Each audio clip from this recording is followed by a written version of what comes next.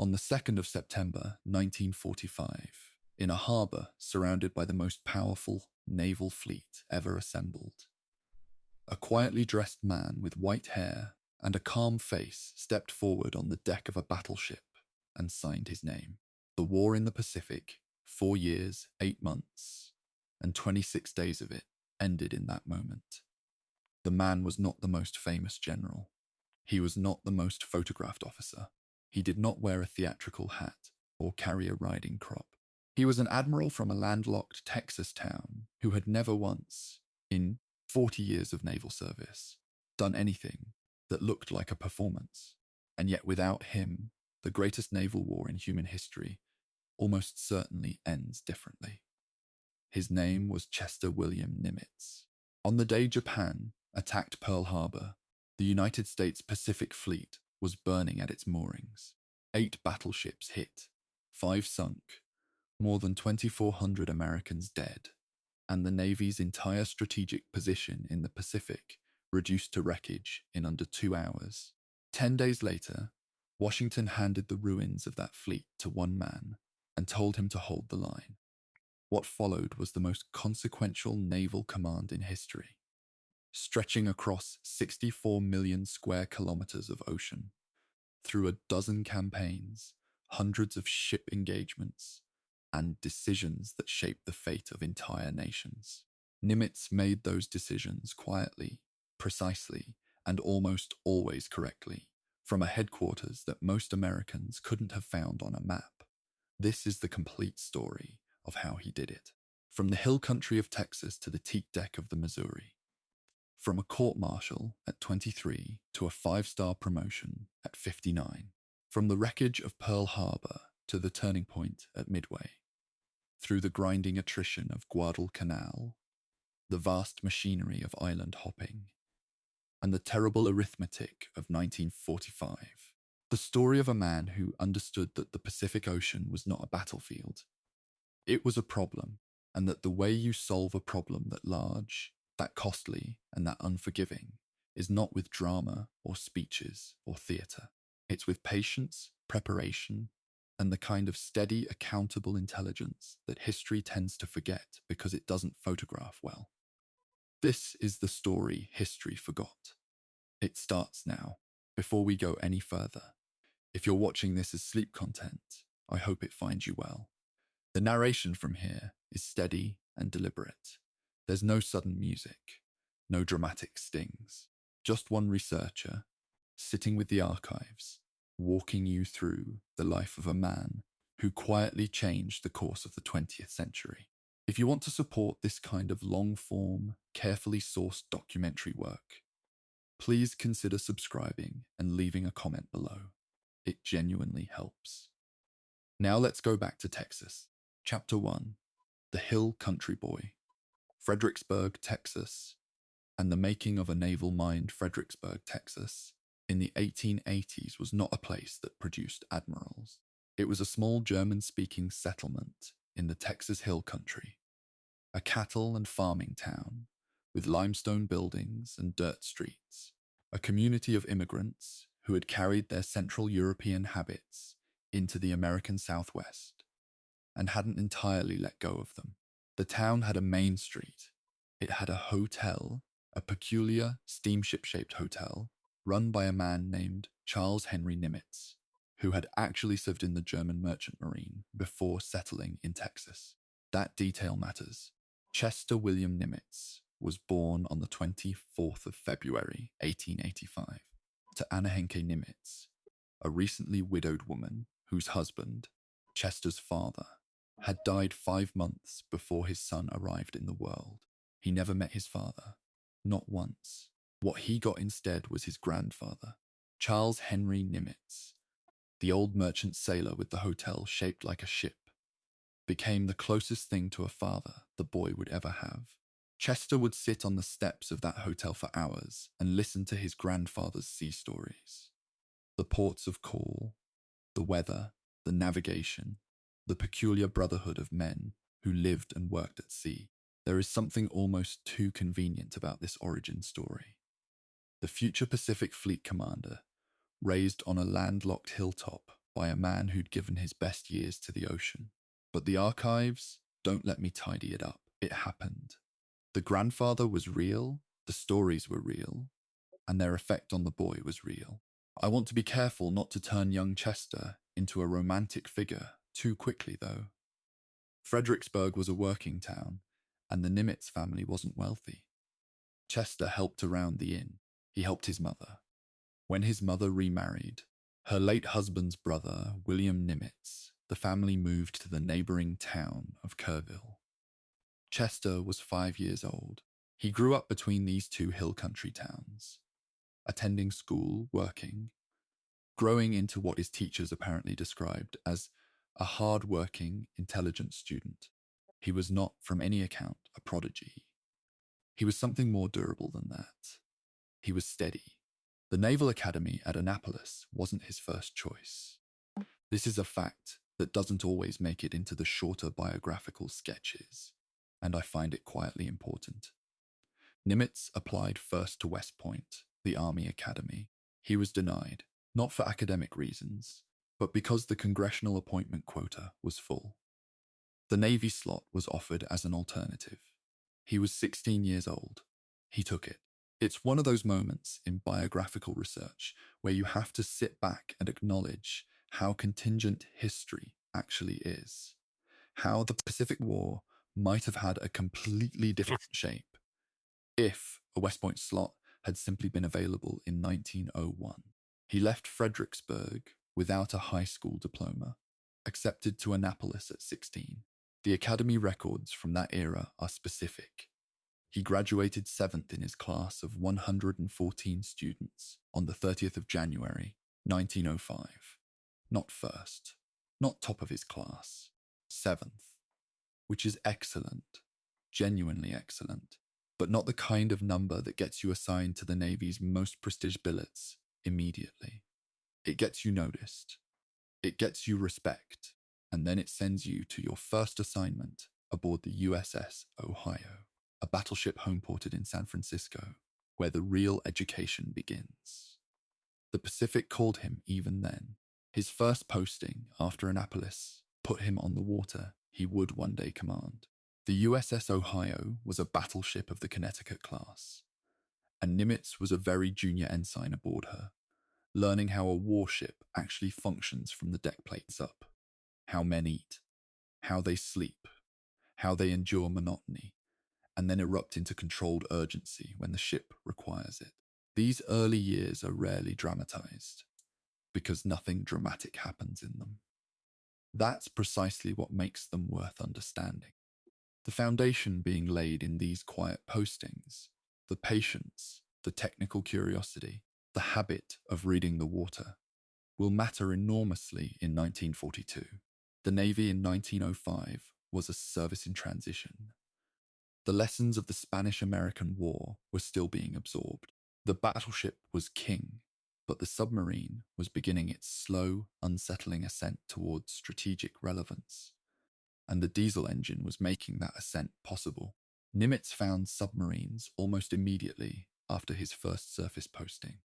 His biographers note that he was drawn to the unglamorous end of the naval service, the experimental end, the part that didn't have brass bands or harbour parades.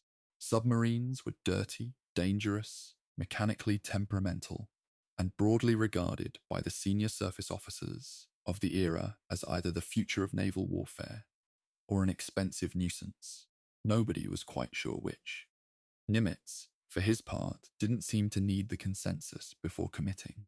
He was still very young, barely into his 20s, when he received what would become one of his earliest medals, the Silver Life Saving Medal, awarded for leaping overboard from the submarine USS Skipjack to rescue a drowning seaman.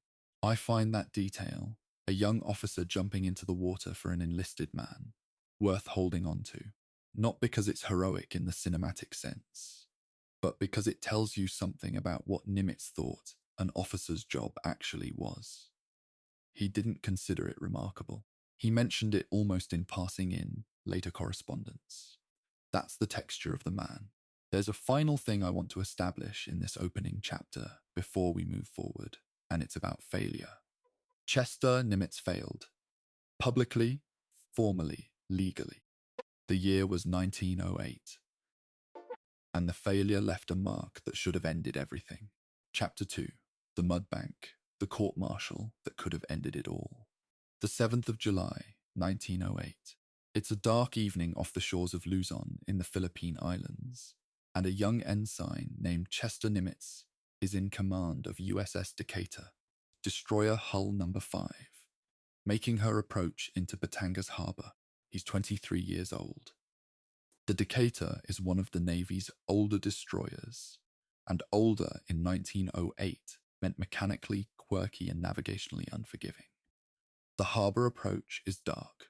The charts are as good as charts got in that era, which is to say imperfect, and Nimitz, whether from overconfidence, from a misjudgment of the tide, from the specific kind of exhaustion that comes from extended patrol duty, the record isn't entirely clear, runs his ship onto a mud bank, not rocks, mud. The Decatur didn't sink, nobody died. The ship sat there until the following morning when a local steamboat pulled her free. But grounding a naval vessel is not a small thing. It wasn't then, it isn't now. The Navy's entire institutional logic is built around the idea that a commanding officer must know where his ship is at all times, in all conditions. Grounding is not an accident in the ordinary civilian sense. It's a failure of professional judgment at the most fundamental level, and Nimitz, to his lasting credit in my view, did not try to manage the situation. He immediately reported the incident himself. He took responsibility. He stood in front of the court-martial and he didn't pretend. The court-martial found him guilty of neglect of duty. He received a letter of reprimand. He was relieved of command. Read that again for a moment. A letter of reprimand in the permanent service record of a man who would one day sign Japan's surrender. The file doesn't disappear, it follows him, and yet the Navy didn't discharge him. The court-martial members, looking at everything about this young officer, his academy record, his technical aptitude, the fact that he'd immediately and honestly reported his own failure, made a judgment. They kept him. I've spent some time with the historiographical debate around this episode, and I want to be honest about where the limits of the record are. E.B.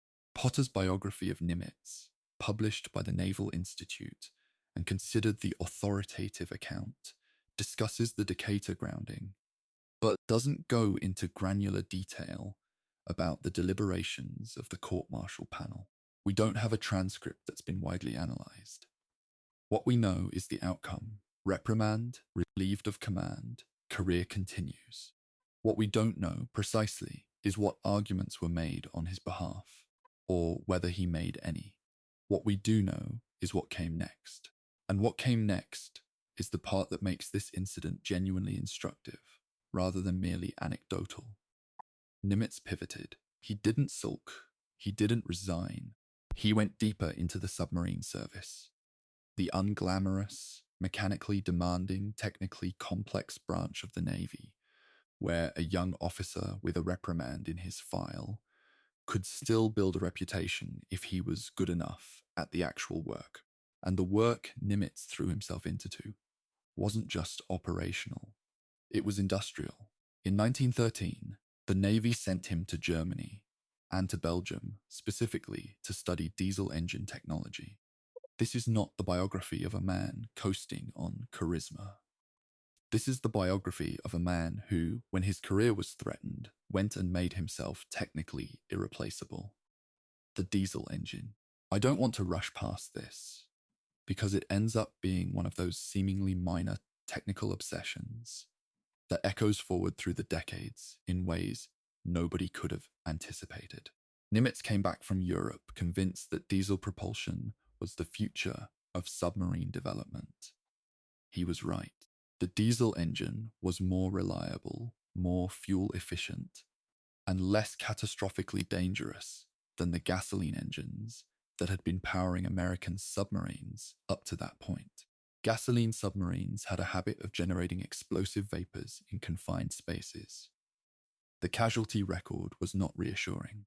Nimitz understood the engineering deeply enough to advocate for the change with genuine authority. And when the USS Malmi, the first diesel-powered surface ship in the United States Navy, needed an officer who understood her propulsion system, Nimitz was the obvious candidate. He served on the Malmi during the First World War, and his role there was less about combat and more about logistics, specifically the early, technically complex problem of refueling warships at sea, the technique of underway replenishment, which would eventually become absolutely central to the American Navy's ability to project power across the vast distances of the Pacific, was something Nimitz was working on and thinking about as early as 1917. When I first connected that particular thread, the young lieutenant in the Atlantic working out how to transfer fuel from ship to ship while both vessels were moving, to the logistics architecture that sustained the island hopping campaign. 2.5 decades later, I had to sit back for a moment. These things don't happen by accident. The court-martial didn't define Nimitz, but it did something perhaps more important. It tested him early, before the stakes were catastrophic, and the response he chose set the pattern for everything that followed. He admitted the failure. He didn't hide. He learned. He kept working. Chapter 3. The Long Apprenticeship. 2 decades in the shadow.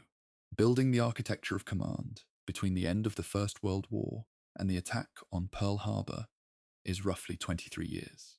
23 years is a long time to be in the middle of a career. Not at the top, not at the bottom.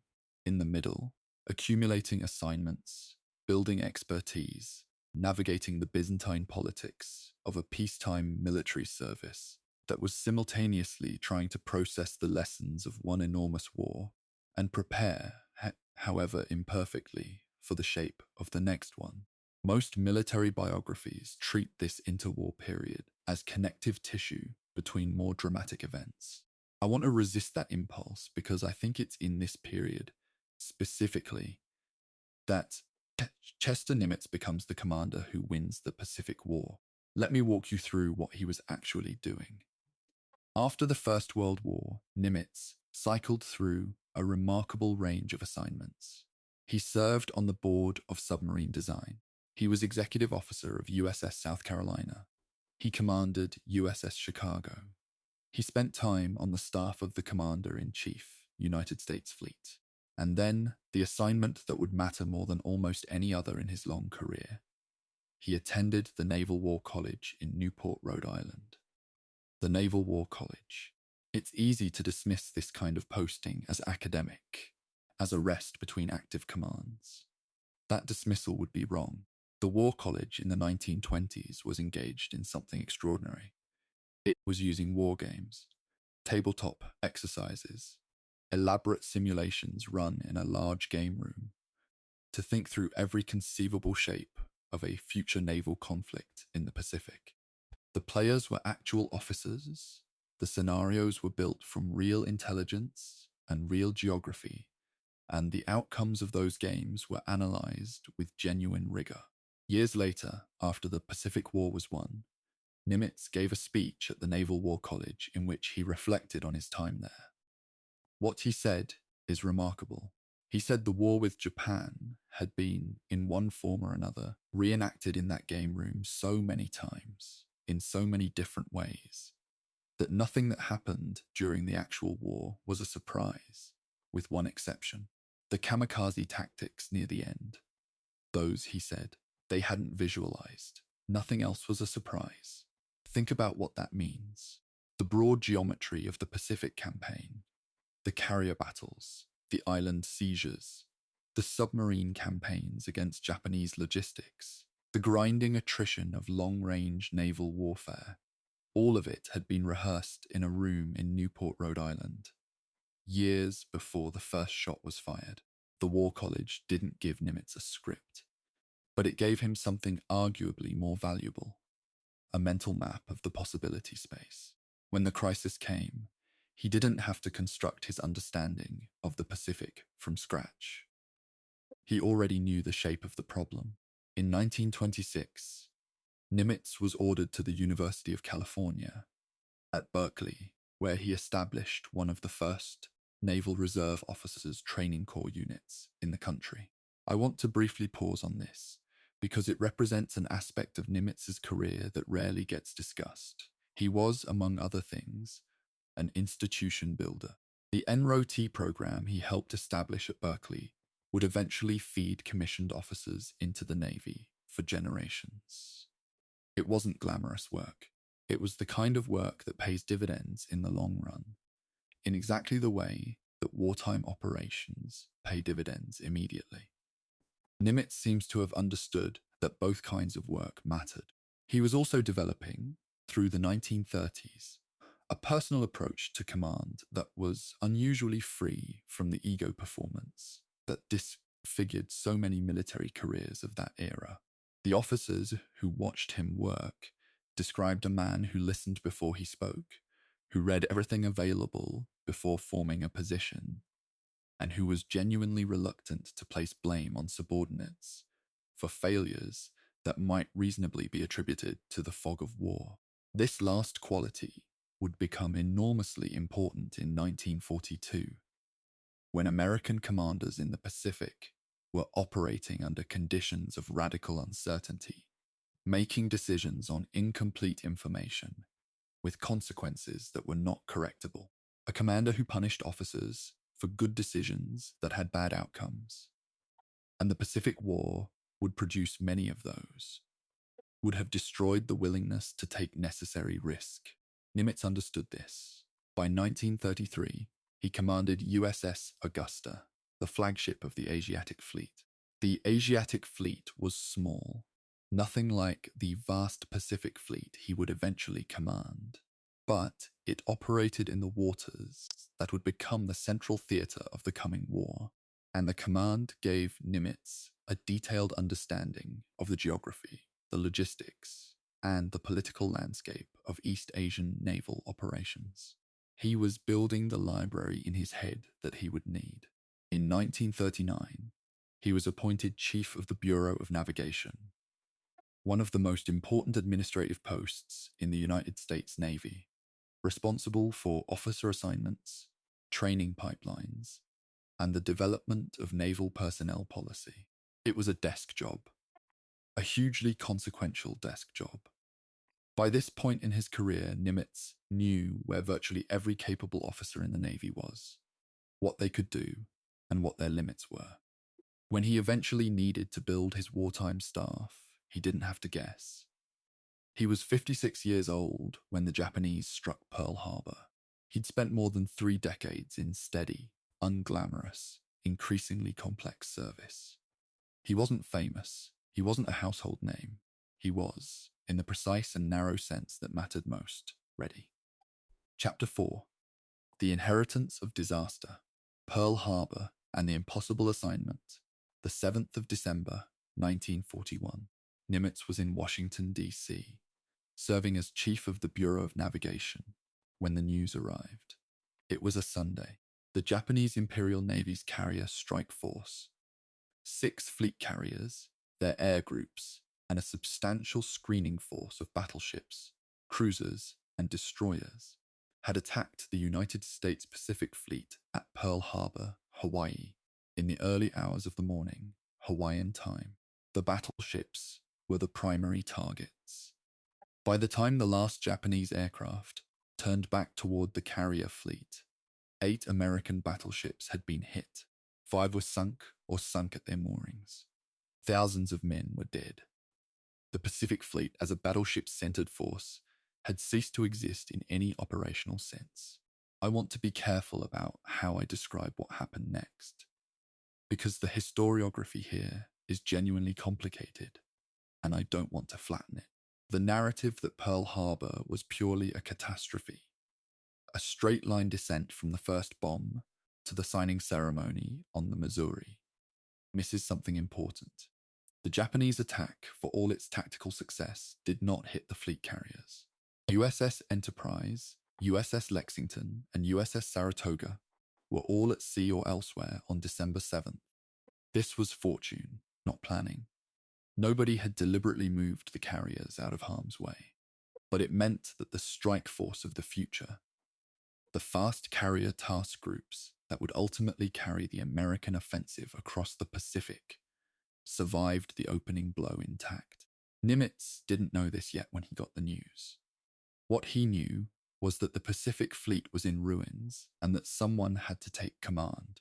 10 days after the attack, on the 17th of December, 1941, President Franklin Roosevelt promoted Chester Nimitz to Commander-in-Chief, United States Pacific Fleet, with the rank of Admiral. The Vice Admiral rank was skipped entirely by congressional appointment. Nimitz went from Bureau Chief to 4-star Fleet Commander in one order. Roosevelt's message, relayed through Secretary of the Navy Frank Knox, was direct. Get to Pearl Harbor and don't come back until the war is won. He flew to Hawaii on Christmas Eve, 1941. He assumed command on the last day of the year, the 31st of December.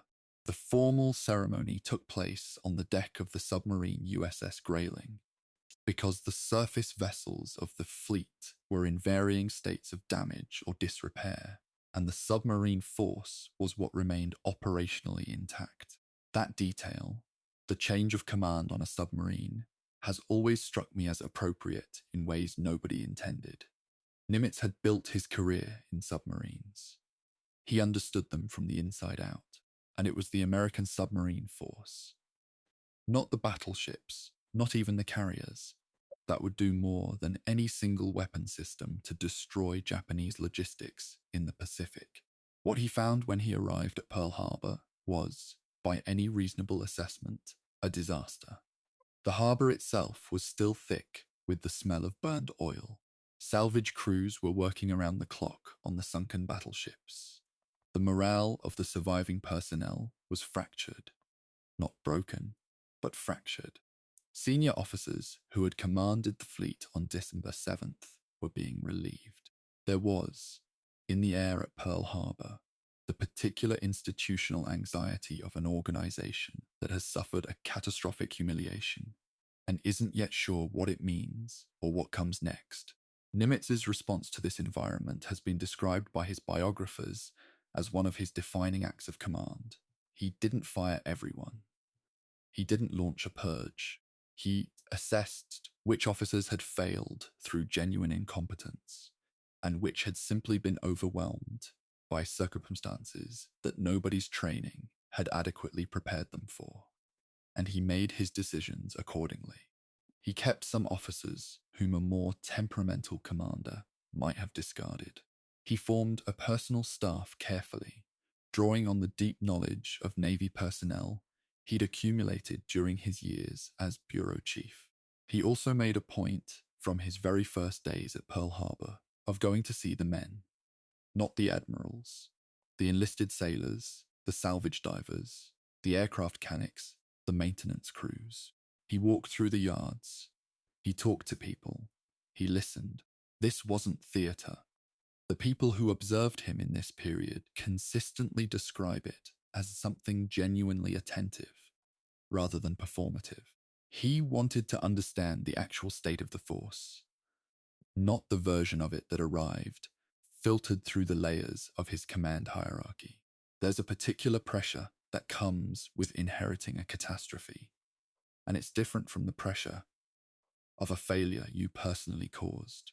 When you inherit a catastrophe, the temptation is to overreact, to signal urgency through dramatic action, to purge the previous leadership wholesale, to demonstrate to your superiors that you understand the gravity of the moment. Nimitz resisted all of that. The urgency was real, but what he chose to demonstrate in those first weeks of 1942 was steadiness. The fleet, such as it was, needed to see that its commander was not panicking. He wasn't. Chapter 5, The First Counterpunch, Coral Sea, Intelligence, and The Gamble of 1942. The first months of 1942 were, by almost any measure, among the most dangerous months of the Pacific War for the United States. Japan was advancing on almost every front. The Philippines were falling. Singapore had fallen. The Dutch East Indies were gone. Japanese forces were pressing toward Australia, toward India, toward the oil fields and rubber plantations and raw material sources that had drawn them into the war in the first place. The pace of Japanese expansion was not just a military problem, it was a psychological one. The Allied position in the Pacific, viewed from Washington or London or Canberra in early 1942, looked potentially irreversible. Nimitz didn't have enough to stop the tide with direct force. Not yet.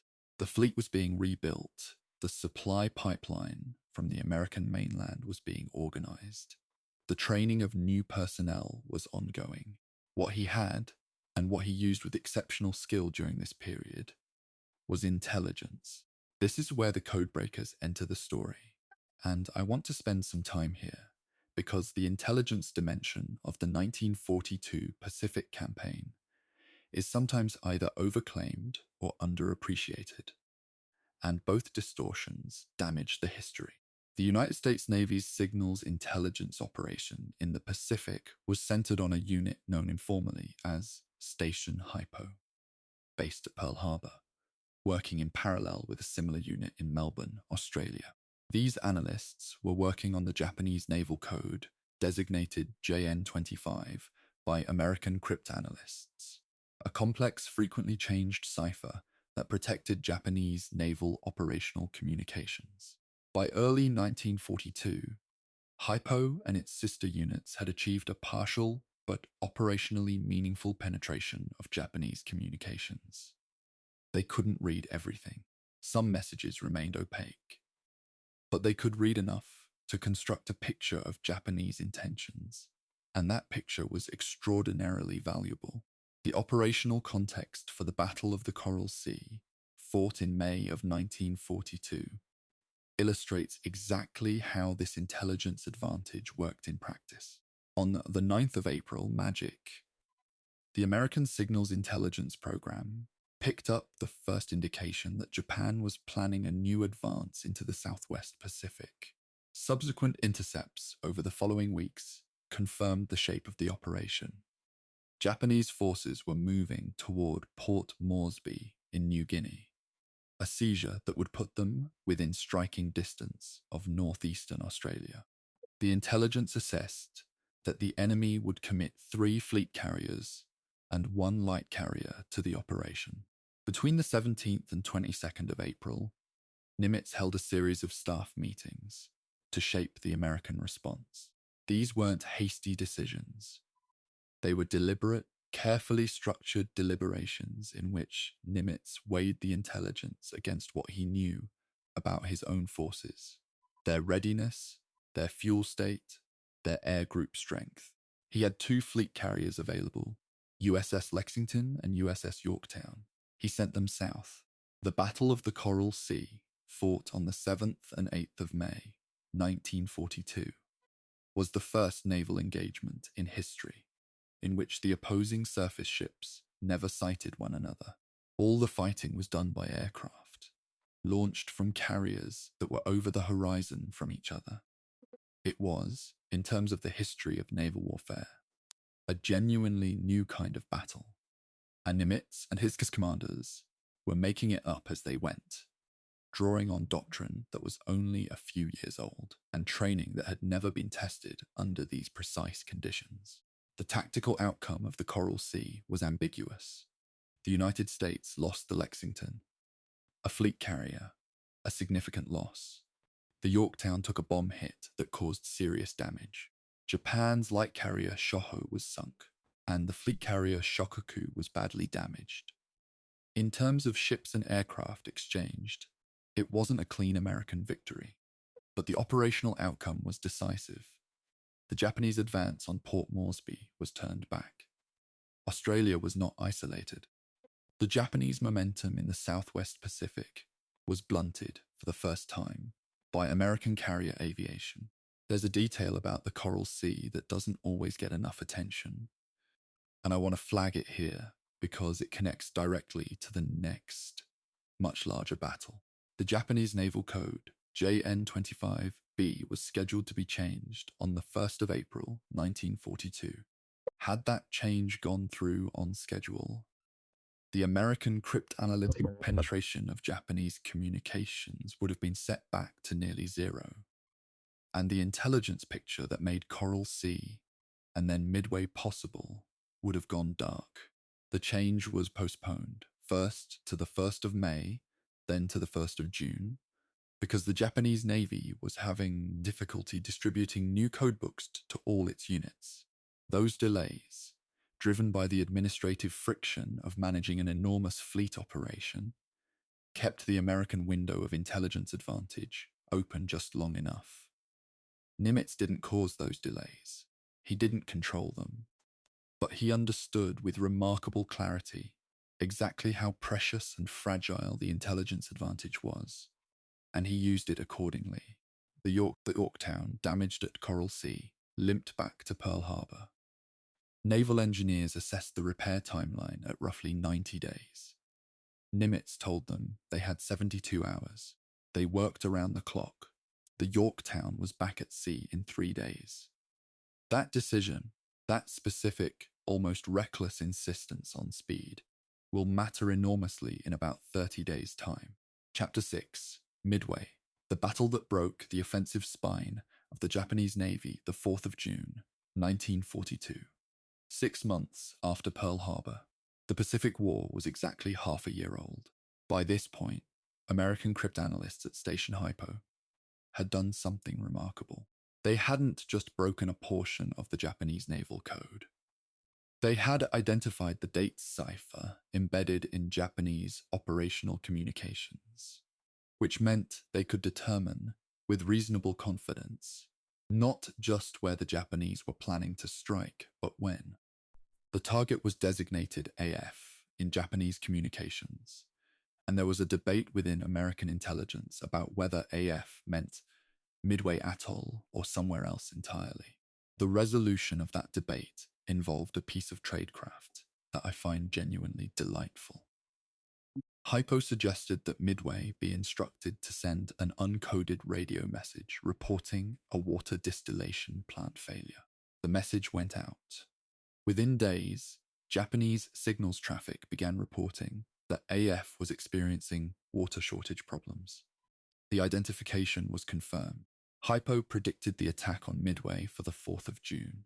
Nimitz now had to make a decision with imperfect information, under time pressure, with forces that were significantly weaker than the Japanese fleet he was facing. The Japanese Midway striking force included 4 fleet carriers: Akagi, Kaga, Soryu, and Hiryu, carrying a combined air group of well over 200 aircraft.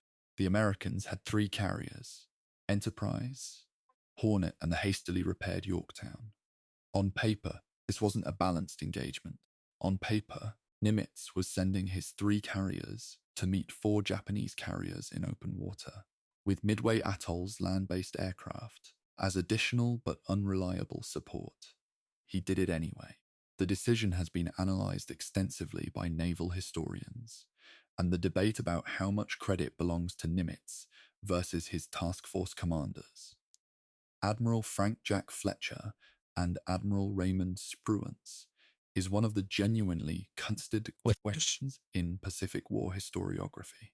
I don't want to paper over that debate with a clean narrative. What seems clear is this: Nimitz made the strategic decision to contest Midway. He set the parameters of the engagement. He gave his commanders the intelligence picture and the operational latitude to use it, and then he stayed out of their way. That last part, the discipline to not micromanage a battle from 1,200 miles away in Pearl Harbor, is arguably as important as any specific tactical decision. The battle unfolded over 4 days, from the 4th to the 7th of June, and the dramatic heart of it came on the morning of the 4th, in a matter of approximately 5 minutes, during which American dive bombers from Enterprise and Yorktown found 3 of the 4 Japanese carriers, Akagi, Kaga, and Soryu, with their flight decks crowded with fueled and armed aircraft. The results were catastrophic for Japan. 3 fleet carriers sunk in a single morning strike. Hiryu, the 4th carrier, survived long enough to launch 2 counterstrikes that put Yorktown out of action. The Yorktown would ultimately sink 2 days later, before American dive bombers caught her in the afternoon and left her burning. 4 Japanese fleet carriers sunk. 1 American carrier lost. The mathematics of that exchange are staggering. Japan had entered the war with 10 fleet carriers. In the space of 6 months, Coral Sea and then Midway, 4 of them were gone, along with the experienced, irreplaceable air crews that had manned them. The Japanese Navy could build new carriers, building experienced naval aviators who could operate from moving flight decks, launch coordinated strikes in adverse weather, and navigate across open ocean took years. Those men could not be replaced quickly. And Nimitz understood this. The post-battle assessment he produced in the weeks after Midway is, from a strategic standpoint, one of the clearest-eyed documents of the Pacific War. He didn't declare victory in the grand sense. He identified what had been destroyed, what remained, what needed to happen next. He was already thinking about the next phase. There's an aspect of the Midway victory that has always nagged at me when I go back to the primary sources, and I want to name it honestly. A significant portion of what made Midway possible was luck. The timing of the American dive bomber attacks on the Japanese carriers was partly a consequence of navigational error, of different American strike groups arriving at different times, of a gap in Japanese combat air patrol coverage that wasn't deliberate on the American side. Spruance's decision to launch his strike at extreme range was tactically aggressive to the point of recklessness. Several American torpedo squadrons were effectively destroyed without scoring hits, their sacrifice providing the unwitting distraction that allowed the dive bombers to arrive uncontested. The men who flew those torpedo planes died knowing they weren't getting through. Their sacrifice is not incidental to the outcome. Nimitz, in his assessments of Midway, was careful about this. He acknowledged the courage of the men who flew and didn't come back. He didn't claim that the battle had unfolded exactly as planned. He was too honest a commander for that. What the victory at Midway produced, strategically, was a fundamental shift in the balance of the Pacific War. Japan could no longer maintain the offensive everywhere, simultaneously. The initiative, fragile, contested, not yet decisive, had shifted. From this point forward, the question was no longer whether the United States would eventually go on the offensive, but when, where, and at what cost.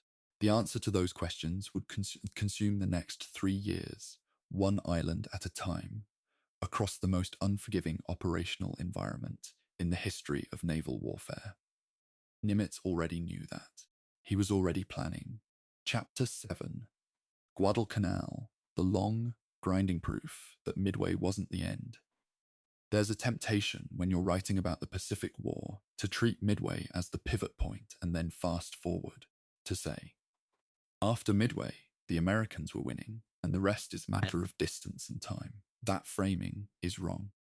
And the 6 months of fighting around a jungle island in the southern Solomon Islands chain is the reason it's wrong.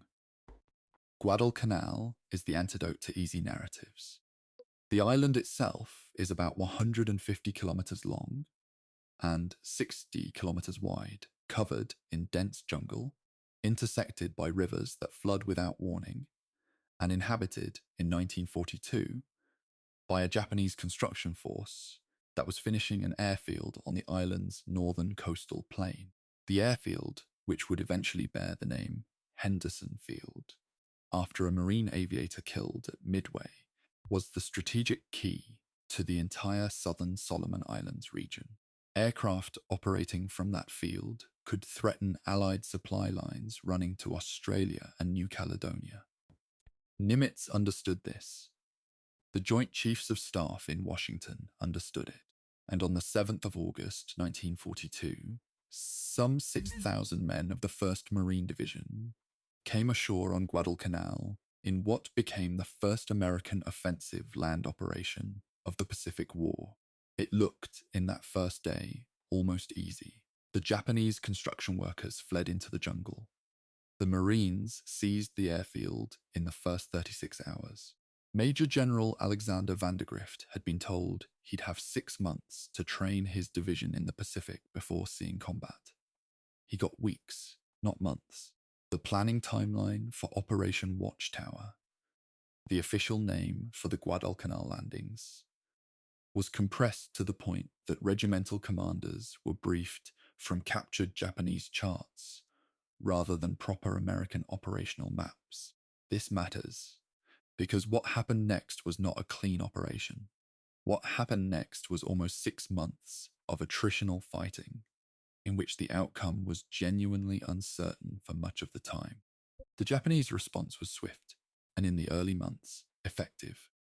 The night of the 8th and 9th of August, just 2 days after the American landings, a Japanese cruiser force under Vice Admiral Gunichi Mikawa sailed down the channel between Guadalcanal and Florida Island and caught the Allied naval screening force in one of the most one-sided surface engagements of the war, the Battle of Savo Island.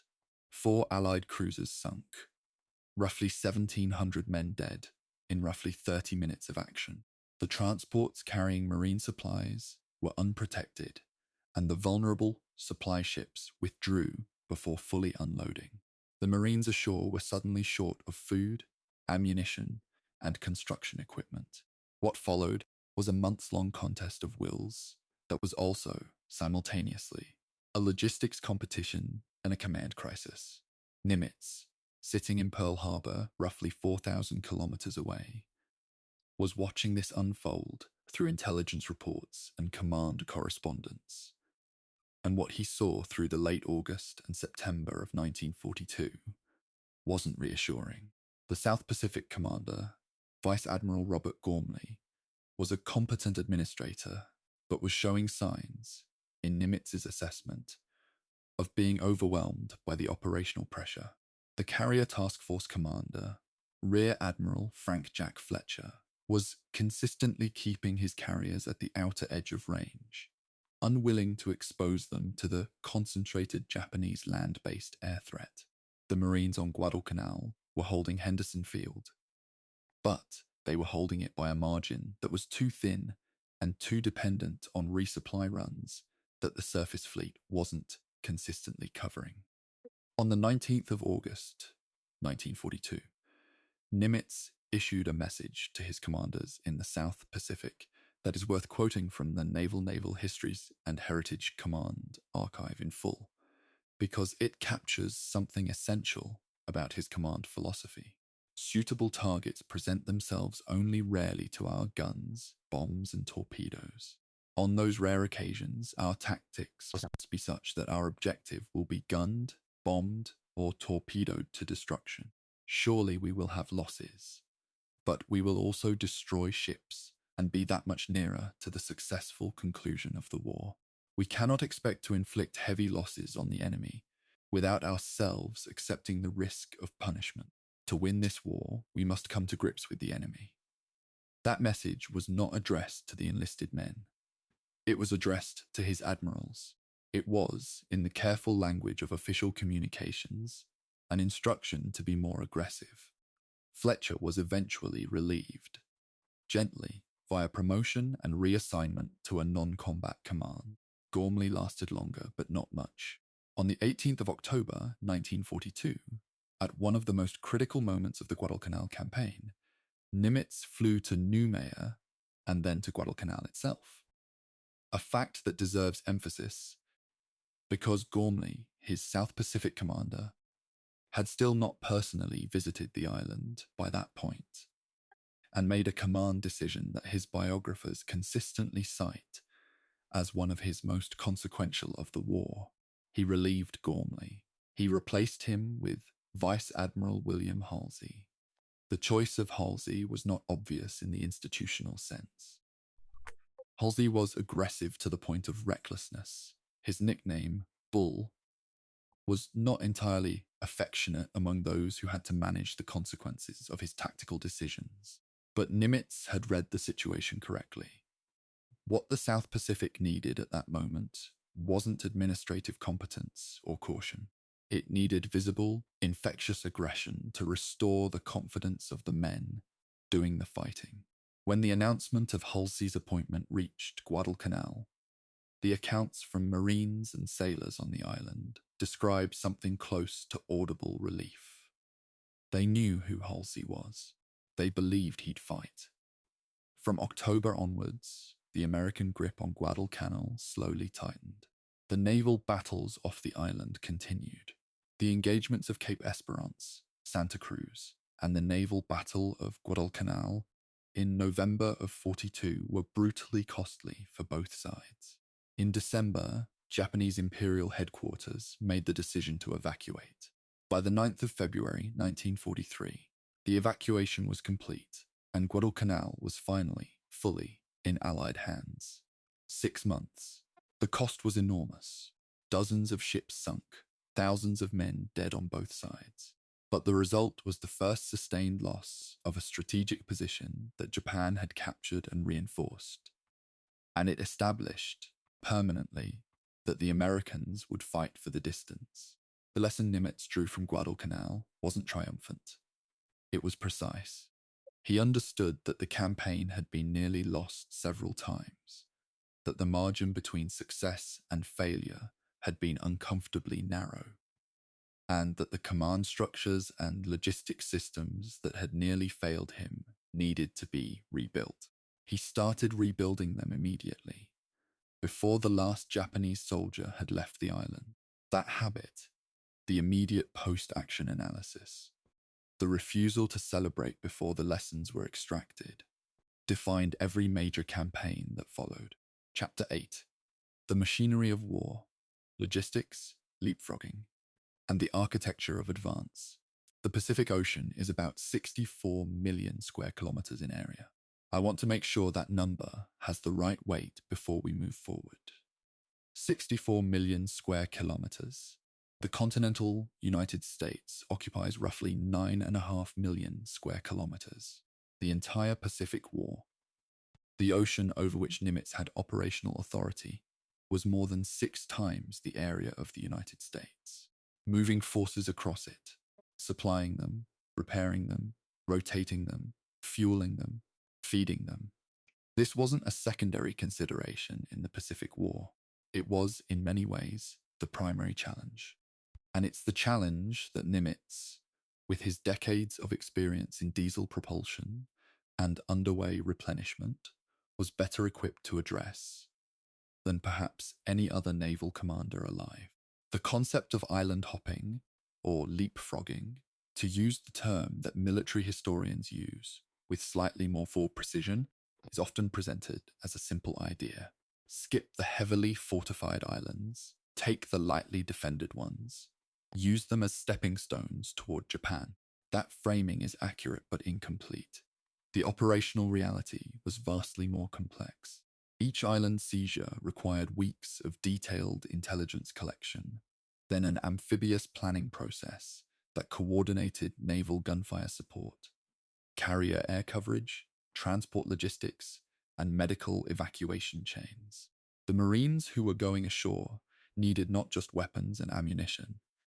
They needed earth-moving equipment to build airfields, aviation fuel in quantities large enough to sustain multi-week air campaigns, spare parts for aircraft, and field hospitals capable of handling the casualties that assaulting fortified Japanese positions always produced. Nimitz oversaw this machinery with a thoroughness that doesn't photograph well. While MacArthur was advancing along the northern coast of New Guinea, in his own theatre, with his own command, using a strategy he insisted was fundamentally different and superior to Nimitz's Central-Pacific approach, Nimitz was organizing something closer to a moving industrial base than a traditional military campaign. The Service Force Pacific Fleet. The fleet of supply ships, tankers, ammunition ships, repair vessels, and hospital ships that supported the combat forces, grew from a small, underdeveloped support organization in early 1942 to one of the most sophisticated logistics networks in the history of warfare. The Gilbert's campaign in November of 1943 was the first major test of the new Central Pacific strategy. Tarawa Atoll, specifically the island of Batio in the Tarawa Group, became notorious for the cost of its seizure. The battle lasted 76 hours. More than 1,000 American servicemen died. The atoll was roughly 3 square kilometers in total area. The shock to the American public was real and significant. Photographs of dead Marines washing up on the beach at Batio ran in American magazines, and the immediate political pressure on Nimitz was intense. There were calls in Washington to reconsider the Central Pacific approach. Nimitz didn't reconsider, but he did analyze the battle with characteristic ruthlessness. The planning failures at Tarawa were documented, discussed, and used to redesign every subsequent amphibious operation. The pre-landing naval bombardment had been insufficient. The timing of the landing had been affected by unexpected tidal conditions that meant the landing craft couldn't clear the reef, forcing Marines to wade hundreds of meters through open water under fire. Both of those problems were addressed, not by avoiding similar operations, but by improving them. The next assault on the Marshall Islands in January and February of 1944 was better planned, better supported, and far less costly. The Japanese garrison at Kwajalein, significantly larger than Betio, was overcome in about 4 days, with a fraction of the American casualties. This pattern, costly early operation, ruthless post-action learning, improved subsequent operation, was the signature of how Nimitz ran the Central Pacific campaign. It was never clean. There were always failures, always debates within his staff about timing and sequencing, always tension with Washington and with MacArthur's command in the Southwest.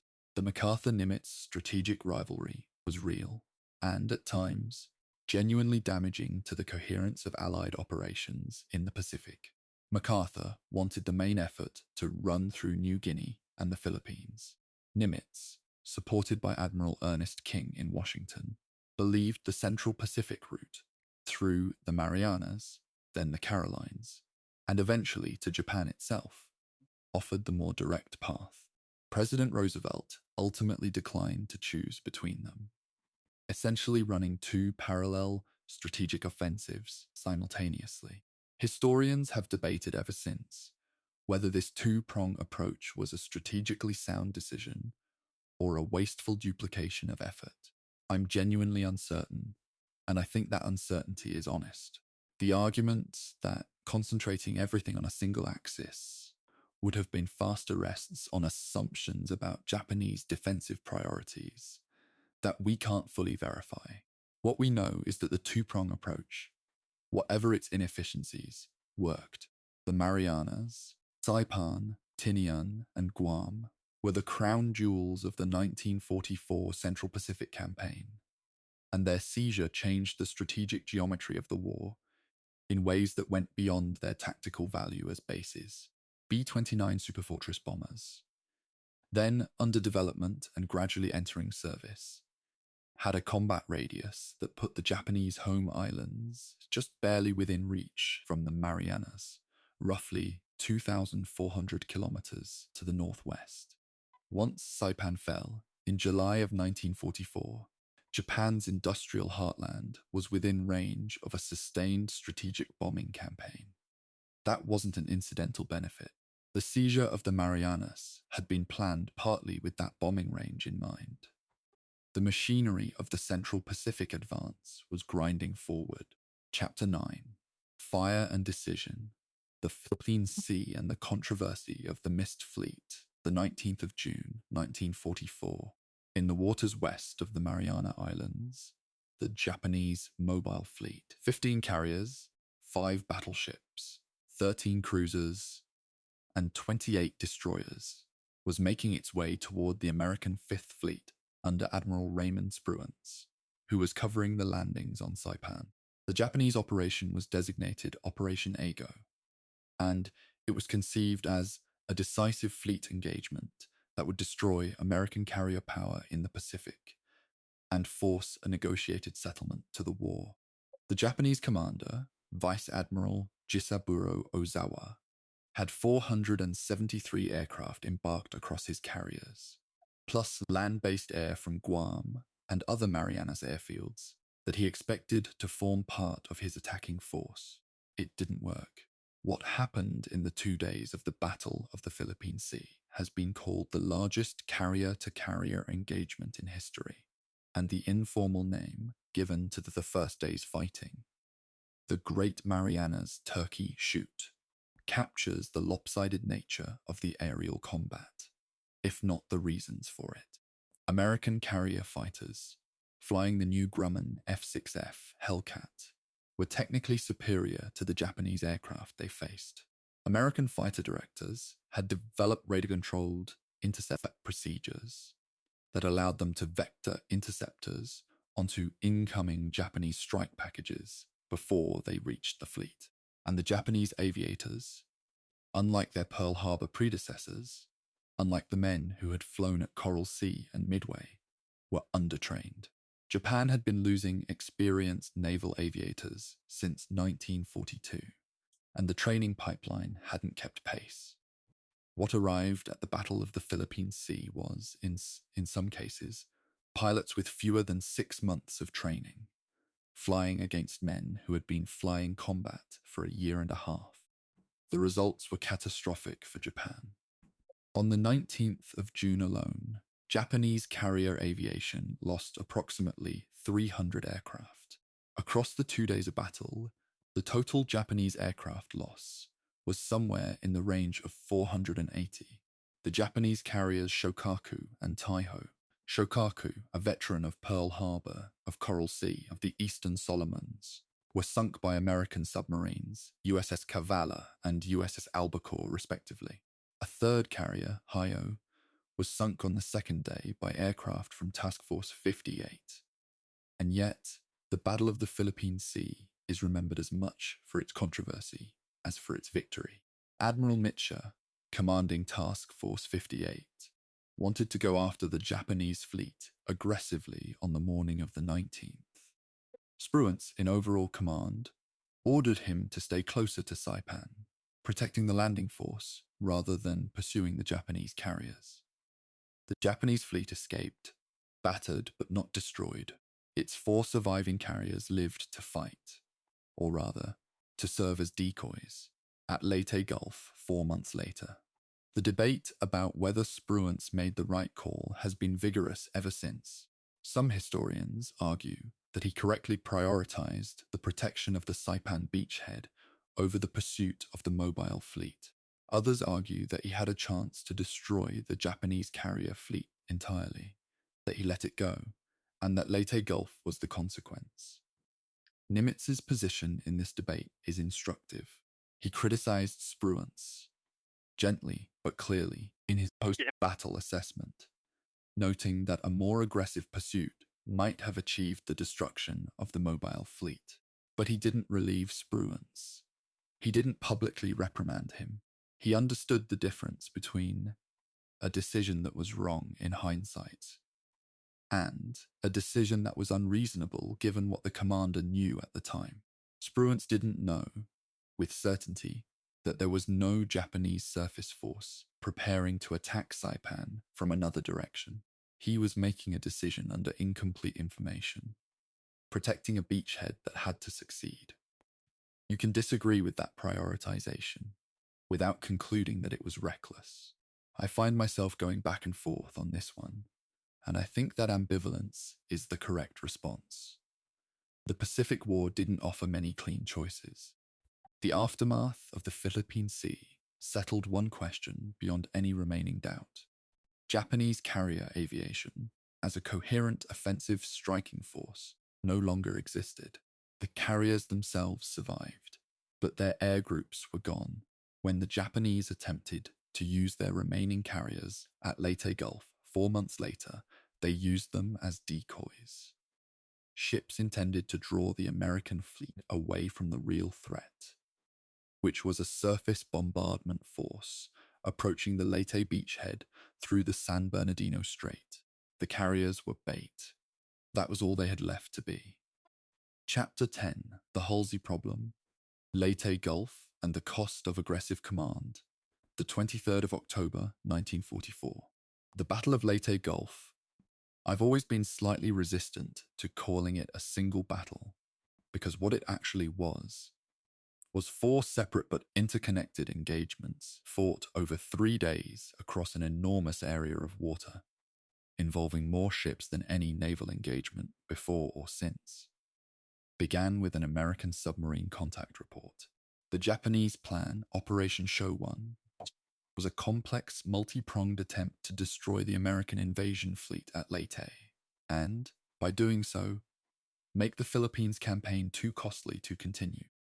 It involved 3 separate Japanese forces converging on the Leyte Gulf from different directions simultaneously, with a 4th force, the carrier force, serving as bait to draw the American fast carriers away and leave the transports exposed.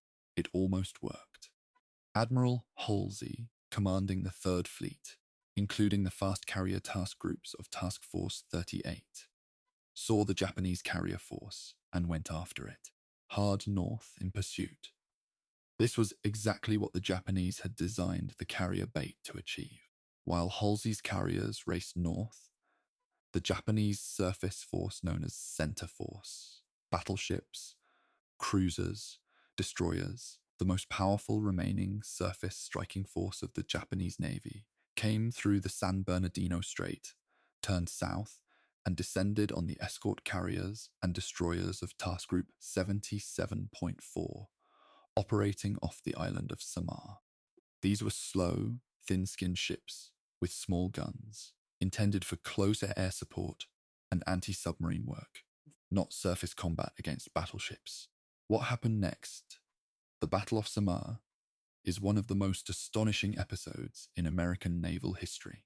The destroyers and destroyer escorts of Taffy 3, as the task group was designated, turned into the Japanese fleet and attacked.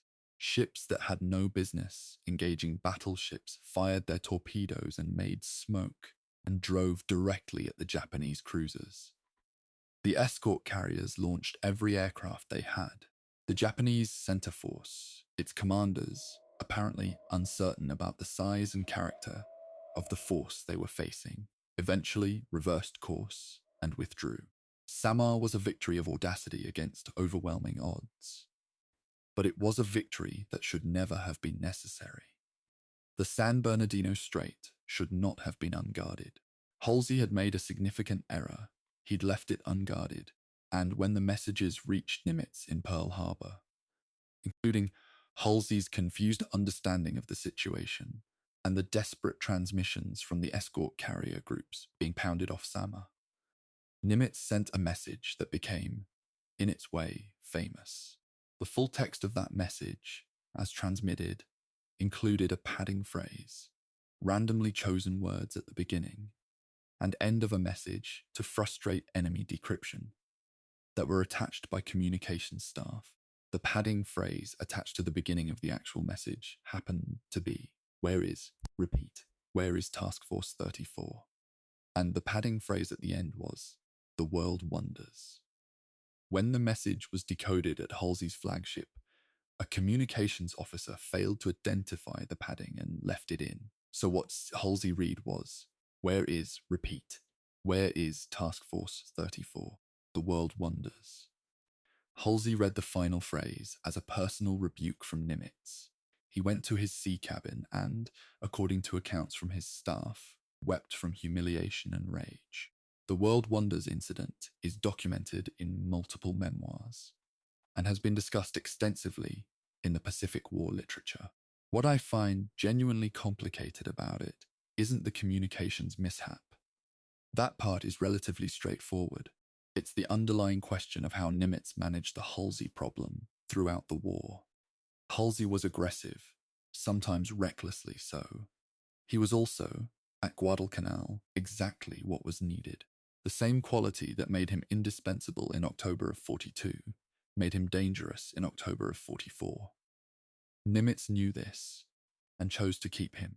The reasoning, as best I can reconstruct it from the secondary literature, was that Halsey's aggressiveness, even with its risks, was more valuable than the alternative.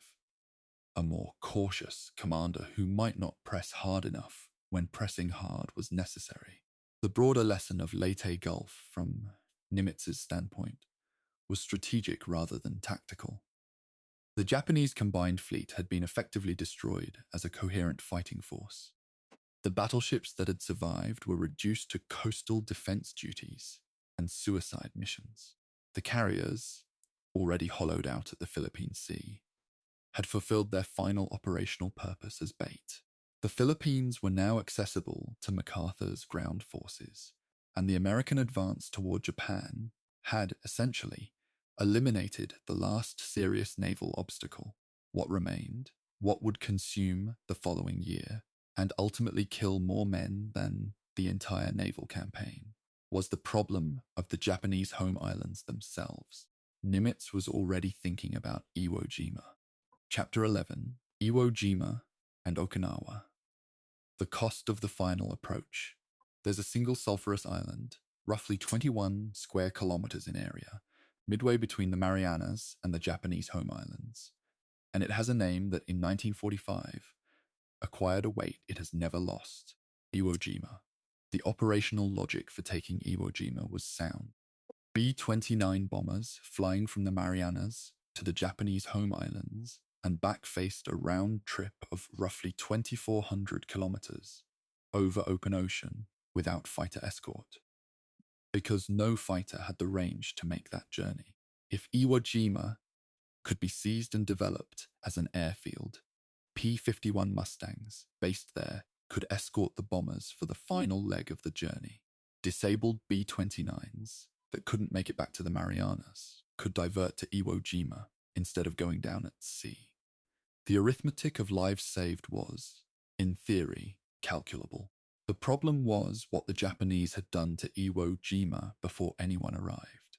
General Tadamichi Kuribayashi had spent months converting the island's volcanic rock into an interconnected labyrinth of tunnels, bunkers, artillery positions, and defensive strongpoints, so thoroughly integrated into the terrain that conventional pre-landing naval bombardment, the kind that had been refined and improved after Tarawa, couldn't destroy them. The Japanese garrison of roughly 21,000 men intended not to win in the traditional sense, but to exact the highest possible price for every meter of ground. Their instructions were, in essence, to make the cost of Iwo Jima so high that American public opinion would turn against further Pacific operations. In October of 1944, Nimitz began the detailed planning for the Iwo Jima operation, designated Operation Detachment. The Marine commanders who would lead the assault requested an extended pre-landing naval and air bombardment. 10 days was the figure most frequently cited. The Navy, concerned about the schedule for subsequent operations, including Okinawa, offered 3 days. The resulting 3-day bombardment, whatever its intensity, proved insufficient against Kuribayashi's underground defenses. The debate about whether a longer bombardment would have meaningfully reduced Marine casualties is one of the contested questions in Pacific War historiography. And I don't want to pretend there's a clean answer, because there isn't. The 1st, 3rd, and 5th Marine Divisions went ashore on the 19th of February, 1945.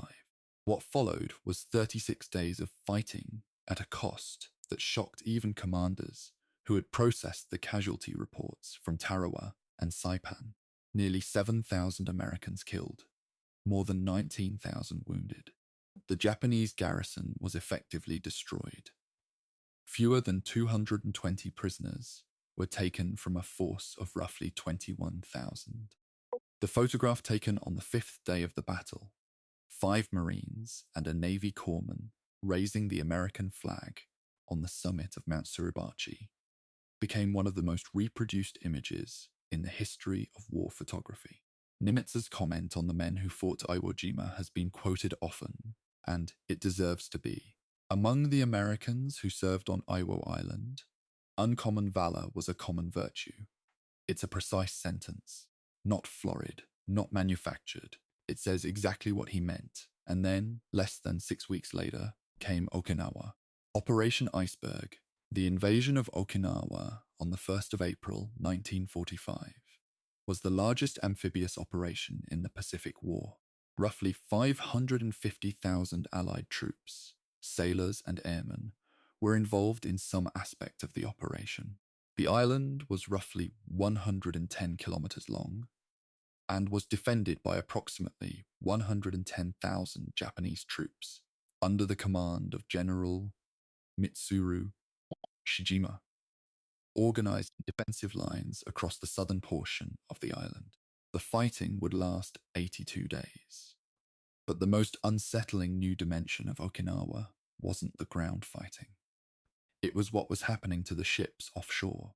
The kamikaze, the organized use of aircraft as guided missiles, flown deliberately into American ships by their pilots, had appeared in limited form at Leyte Gulf. At Okinawa, the campaign became a sustained, organized strategic effort. The Japanese assembled roughly 1,800 kamikaze aircraft for the Okinawa campaign, deployed in 10 major organized attacks that the Japanese designated kikusui, floating chrysanthemums. American warships offshore, destroyers on picket duty, carriers, cruisers, supply vessels, were under near constant threat. 36 American ships were sunk. More than 300 were damaged. Nimitz had visited the Naval War College decades before and had run through war games involving the Pacific. He'd told the story about how the War College games had anticipated almost everything. Almost. Beside the exception he specifically cited, the one thing they hadn't visualized was the kamikaze. That admission is, I think, one of the most honest sentences in Nimitz's public record. He wasn't minimizing what the kamikazes cost. He was acknowledging the limit of pre-war preparation. Some things can only be learned by encountering them. The combined cost of Iwo Jima and Okinawa in American, Japanese, and Okinawan civilian lives produced, in Washington and in Nimitz's headquarters at Guam, a very specific and very terrible set of calculations. The next step was Japan itself. Operation Downfall, the planned invasion of the Japanese home islands, was being planned in detail throughout the spring and summer of 1945. The casualty estimates that Nimitz and MacArthur and the Joint Chiefs were working with were enormous. The precise figures that circulated in those planning sessions are the subject of significant historiographical debate. The numbers were revised repeatedly, but the broad consensus was that an invasion of Kyushu and then Honshu would be, in human cost, unlike anything yet attempted. Nimitz was also, by the summer of 1945, receiving briefings about the Manhattan Project. He knew what was coming. He was not the decision maker, but he sat at the edge of that decision in a way that very few people in the world did. And he understood, with the precision of someone who had spent 3.5 years calculating costs against outcomes, exactly what the alternative looked like. The man who would sign Japan's surrender on the Missouri was not approaching that moment triumphantly. He was approaching it with the exhausted clarity of someone who had done the arithmetic one final time. And the arithmetic had come out the same way it always did. Chapter 12. The weight of what comes next. Operation Downfall and the atomic calculation. By the spring of 1945, Chester Nimitz was not sleeping well. That's not a dramatic embellishment.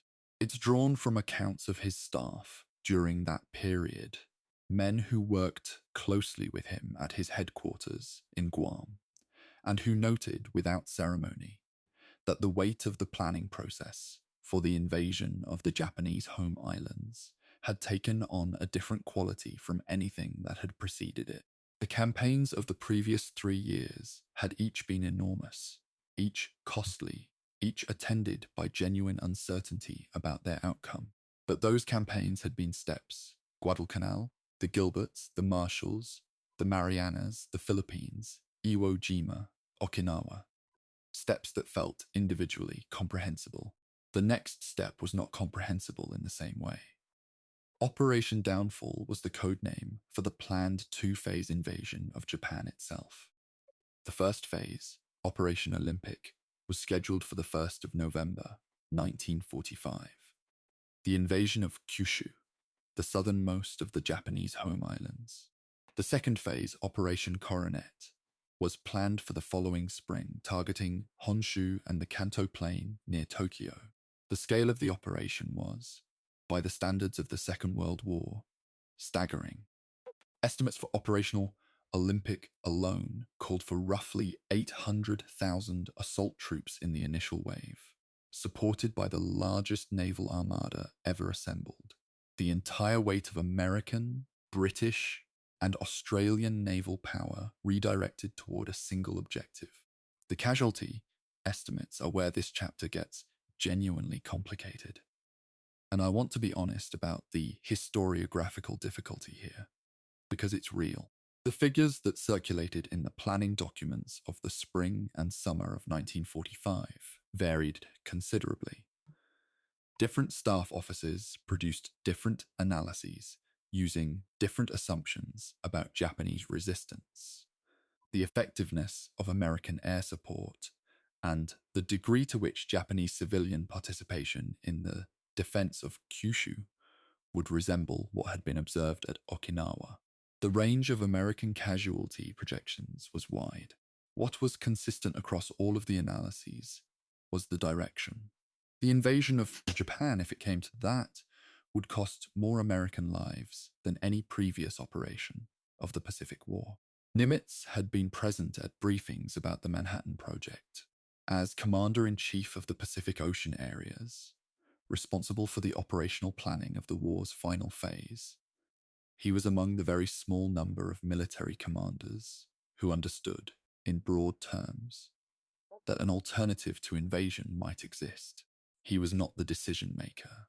That decision belonged to President Harry Truman, who had assumed the presidency after the death of Franklin Roosevelt on the 12th of April, 1945. What Nimitz knew and what he was wrestling with in those planning sessions in Guam was the arithmetic of the two paths, the certain catastrophic cost of invasion against the uncertain but enormous cost of a weapon that had never been used against a city. On the 6th of August, 1945, a B-29 designated Enola Gay, operating from the island of Tinian in the Marianas, islands that Nimitz's forces had seized the previous summer, dropped a uranium bomb on the city of Hiroshima. The immediate death toll was estimated at between 80,000 and 120,000 people. 3 days later, on the 9th of August, a second bomb was dropped on Nagasaki. On the 10th of August, the Japanese government indicated its readiness to accept surrender, subject to certain conditions about the status of the emperor. I want to sit with this for a moment because I think the temptation in a documentary like this is either to skip past it, to treat it as a transition point between Okinawa and the surrender ceremony, a technical event that changed the strategic situation, or to render it in ways that turn a decision made by a president into a judgment on a naval commander. Neither approach is honest.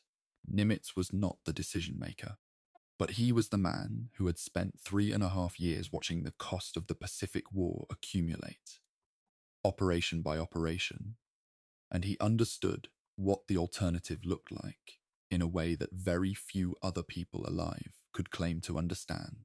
He didn't publicly celebrate. He didn't editorialize. He received the news with the same controlled steadiness that had characterized every previous crisis in his command. On the 15th of August, 1945, Emperor Hirohito addressed the Japanese people by radio, the first time most of them had heard his voice, and announced Japan's acceptance of the Allied surrender terms. The formal surrender process would take time to arrange. There were still Japanese forces in the field across the Pacific, in China, in Southeast Asia, who would have to be notified, who would have to stand down, who would have to be convinced that the announcement was real. The operational challenge of ending the war was, in its own way, nearly as complex as the challenge of fighting it. Nimitz was at the center of that process. His staff was organizing the logistics of the surrender ceremony itself. The choice of vessel, the location, the protocol, the sequence of signatories. The USS Missouri was selected, partly because it was the flagship of the Third Fleet under Halsey, and partly, in a detail I find quietly meaningful, because it was named after President Truman's home state. The ceremony was scheduled for Tokyo Bay. The date was set for the 2nd of September, 1945. By the 28th of August, American occupation forces were beginning to move into Japan. The surrender ceremony was 19 days after the Emperor's announcement.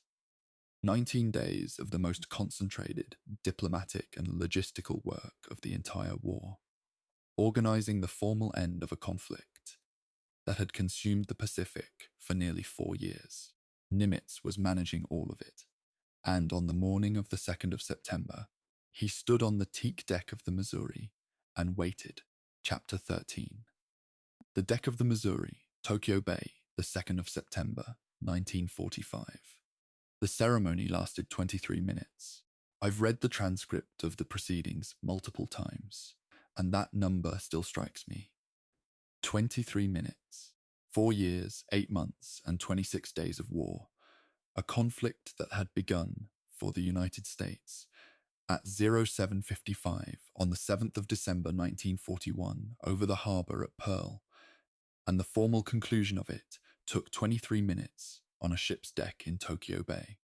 The Missouri was anchored in the bay, with the rest of the Allied fleet visible on the water around her. The morning was overcast. At 9:02, General of the Army Douglas MacArthur, designated Supreme Allied Commander for the Japanese occupation, opened the proceedings. The Japanese delegation came aboard. Foreign Minister Mamoru Shigemitsu, representing the Emperor, and General Yoshijiro Umezu, representing the Imperial General Staff. Shigemitsu was in morning dress, using a cane. He had lost a leg in an assassination attempt more than a decade earlier. The image is striking in the photographs. The formal diplomacy of an ending, conducted with the precise ceremony of surrender. MacArthur signed first for the Allied powers as Supreme Commander. He used 6 pens, distributing several of them as symbolic gifts to officers who had endured particular hardship during the war. Among them, General Jonathan Wainwright, who had commanded American forces on Bataan and Corregidor, and spent years as a prisoner of the Japanese, and Lieutenant General Arthur Percival, who had commanded the British garrison at Singapore at its fall. Those 2 men, standing on that deck, having lived through what they had lived through, were present to watch what their suffering had contributed to. Then Chester Nimitz stepped forward. He signed for the United States. Fleet Admiral Chester William Nimitz, born in Fredericksburg, Texas, raised in the hill country by a merchant sailor's stories, 7th in his class at Annapolis, convicted at court-martial at 23, patient and precise through 30 years of unglamorous service, handed the wreckage of the Pacific Fleet on the last day of 1941. He signed his name. The pen moved across the instrument of surrender in Tokyo Bay in a ceremony attended by representatives of 9 Allied nations, watched by thousands of sailors and soldiers on the decks of the assembled fleet, with the skies above eventually clearing enough for more than 400 carrier aircraft and a formation of B-29s to pass overhead. It was theatre deliberately. MacArthur understood theatre in ways that Nimitz didn't particularly value, and, on this morning, the theatre served a purpose. It communicated, to everyone present and to the millions watching through newsreel cameras, that something final had happened. What I find most moving about Nimitz's role in this moment is not the signature itself. It's the expression in the photographs taken just before and after. He doesn't look triumphant. He doesn't look relieved in the simple, uncomplicated way that men sometimes look when a long strain ends. He looks like a man who is still working, still accounting for something, still thinking forward. Maybe I'm projecting. Photographs don't give us interiority, but the man who spent 3.5 years making precise decisions about the lives of millions of people didn't suddenly transform at 9:02 on a Tuesday morning in Tokyo Bay into someone capable of simple celebration. After the signing concluded, MacArthur made brief closing remarks and the ceremony was ended. At 9:25 on the 2nd of September, 1945, the war was officially over. The Missouri's deck fell quiet. The war was over. Nimitz was 60 years old, and the Pacific Ocean, 64 million square kilometers of it, every island, every harbor, every stretch of open water where ships had burned and men had died, stretched around him in every direction, as it always had. The difference was that now it was at peace. He still had work to do. He was already thinking about it. Chapter 14. After the war, the Chief of Naval Operations, the Cold War, and the shape of the future Navy. There is a particular kind of post-war biography that historians sometimes call the anticlimax narrative. The story of a great wartime commander who survives the war and then slowly fades into ceremonial relevance, doing less and less that matters until age and retirement complete the diminishment. Chester Nimitz didn't follow that script. On the 15th of December, 1945, Nimitz relieved Fleet Admiral Ernest King as Chief of Naval Operations, the highest uniformed position in the United States Navy. He was 60 years old, and he was stepping directly from command of the world's largest naval operation into the most consequential administrative post in American military life. At precisely the moment when everything about that post was being questioned, reorganized, and fought over. The world the Navy was entering in 1946 was not the world of December 1941. The atomic bomb had fundamentally altered the strategic calculus of great power conflict. Air power advocates and the Air Force, which was about to become a separate service branch, were arguing loudly that carriers were obsolete, that long-range bombers equipped with nuclear weapons had made surface navies irrelevant. Nimitz spent 2 years as CNO arguing, patiently and with characteristic precision, that they were wrong. His arguments weren't purely defensive or institutional. They were forward-looking.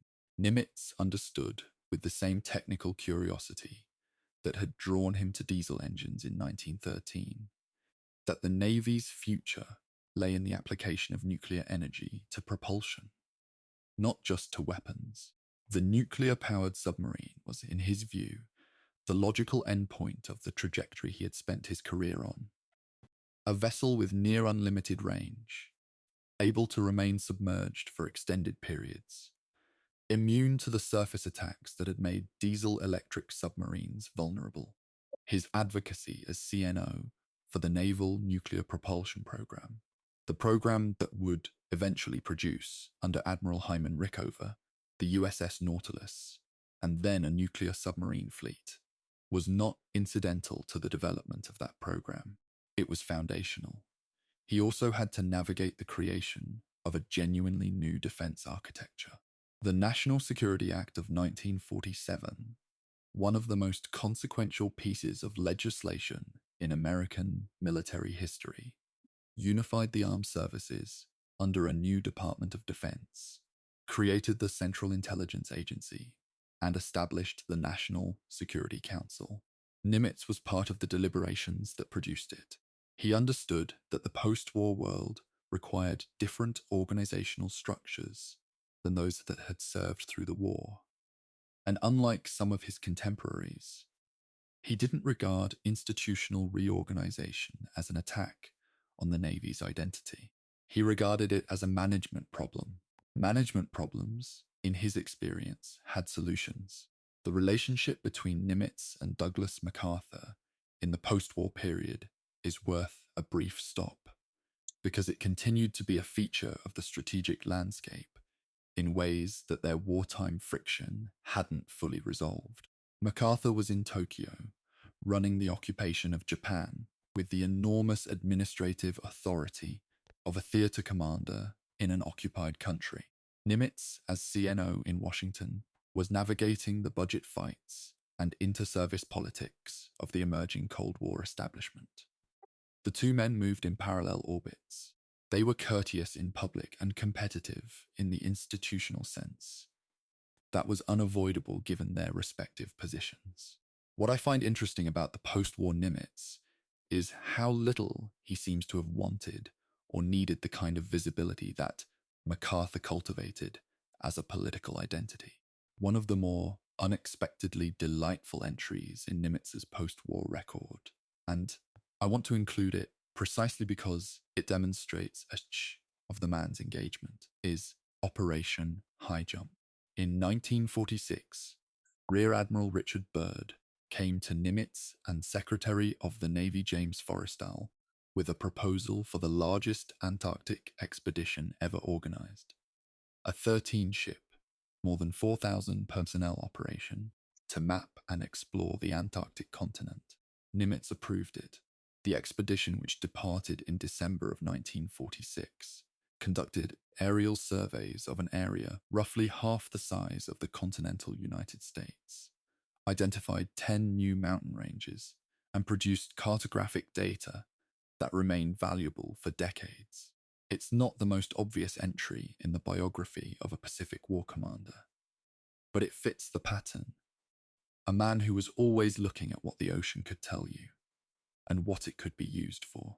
He served as Chief of Naval Operations until the 15th of December, 1947, exactly 2 years to the day of his appointment. He stepped down with the same absence of drama that had characterized most of his transitions. He didn't write a memoir in the conventional sense. He didn't make political statements. He went home to California with his wife, Catherine Freeman Nimitz, the woman he'd married in 1913, the woman who had spent 30 years as a Navy wife, moving from posting to posting, while her husband built the career that won a war. He was 62 years old, and the world had no particular idea what to do with him. He had several ideas of his own. Chapter 15. The Long Shore, Legacy, Memory, and the Measure of the Man Chester Nimitz lived for another 18 years after he left the Chief of Naval Operations position. 18 years is a long time. Longer, in fact, than the entire Second World War, from Germany's invasion of Poland in September of 1939 to the formal Japanese surrender in September of 1945. He spent those years quietly, lecturing, advising, engaging with the historical record of the Pacific War, and doing the kind of sustained public service that doesn't generate headlines. He served as a regent of the University of California. He wrote introductions to important naval history volumes. He consulted with the Navy on matters of policy and technology when asked. He walked on the beach near his home at Berkeley Hills in California. He was, by all accounts, at peace with what he had done and where he had arrived. His relationship with Japan in the post-war years is one of the more genuinely remarkable dimensions of his late biography, and I think it deserves careful treatment rather than sentimentalism. The Japanese people's relationship with Nimitz after the war was, to put it mildly, not what one might have expected from the man who commanded the force that destroyed the Imperial Navy.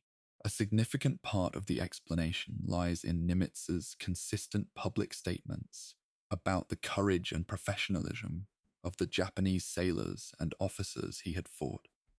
Statements that acknowledged his adversaries as human beings doing their duty under impossible circumstances, rather than as objects of contempt. He had a deep personal respect for Admiral Heihachiro Togo, the Japanese naval commander who had defeated the Russian fleet at the Battle of Tsushima in 1905. The battle that had been studied at the Naval War College. The battle that defined modern carrier naval thinking. When Nimitz learned that the home in Japan, where Togo had lived, was threatened with demolition in the 1953 period, he took personal action to help preserve it. That intervention, a former enemy taking steps to preserve the home of his opponent, became one of the most discussed stories in post-war American-Japanese reconciliation. It is the kind of story that's easy to sentimentalize into meaninglessness if you're not careful. What it actually reflects, I think, is something consistent with everything else we know about Nimitz. A man who never confused the mission with the enemy, who could fight the Japanese Imperial Navy with absolute ruthlessness for 4 years, and still, when the war was over, recognized the human beings on the other side of that fight. In 1966, the people of Japan sent craftsmen and materials to Fredericksburg, Texas, to build a Japanese Garden of Peace on the grounds of what was then becoming the Admiral Nimitz State Historic Site. The museum built around his grandfather's old hotel, the steamship-shaped building where the boy had first heard stories of the sea. 7 Japanese craftsmen spent 2 months in Texas constructing the garden. It opened as a place of quiet reflection, deliberately designed in the traditional Japanese style, sitting in the Texas Hill Country in the town where Chester Nimitz was born. I've never been there myself. It's on my list, but I've read accounts from visitors who describe it as genuinely moving rather than merely symbolic. The war is present in that garden, but it's present as memory rather than wound. Nimitz died on the 20th of February, 1966, at his home on Yerba Buena Island in San Francisco Bay, 4 days short of his 81st birthday. The cause was pneumonia, complicated by the general physical diminishment of age.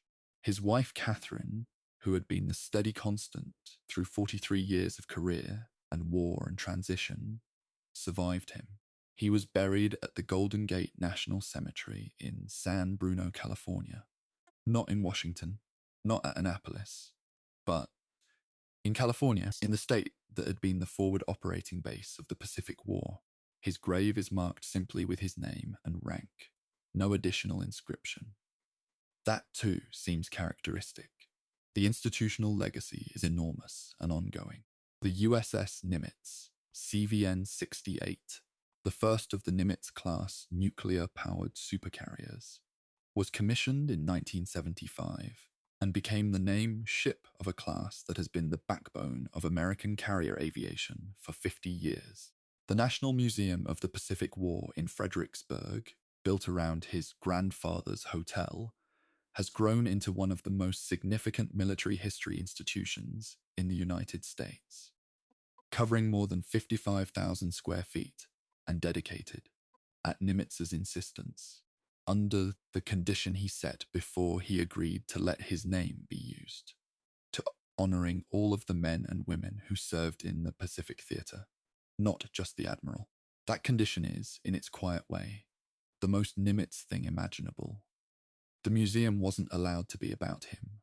He wouldn't have it. I want to spend a moment on why I think Nimitz has been underrepresented in popular memory, because I've been thinking about it throughout this entire project, and I don't want to leave it unexplored. Part of the answer is simply that he wasn't theatrical. MacArthur wore a theatrical hat and theatrical sunglasses and made theatrical speeches and cultivated a theatrical mystique that cameras loved and posterity absorbed. Patton drove with a siren. Montgomery made his beret into an icon. These men understood that history in the age of photography and newsreel was partly performance. Nimitz didn't perform. He briefed, he analyzed, he listened, he sent calm messages to his subordinates in the middle of crises, and then went to bed when the operational situation allowed it, because he understood that an exhausted commander makes worse decisions. Another part of the answer is that naval strategy doesn't translate easily into the visual grammar of documentary filmmaking. A tank rolling through a hedgerow is comprehensible in a way that a logistics conference in Pearl Harbor isn't. The carrier battles of the Pacific, the actual turning points of the war that Nimitz managed, happened over the horizon, between ships that never saw each other, prosecuted by aircraft whose movements are difficult to render cinematically.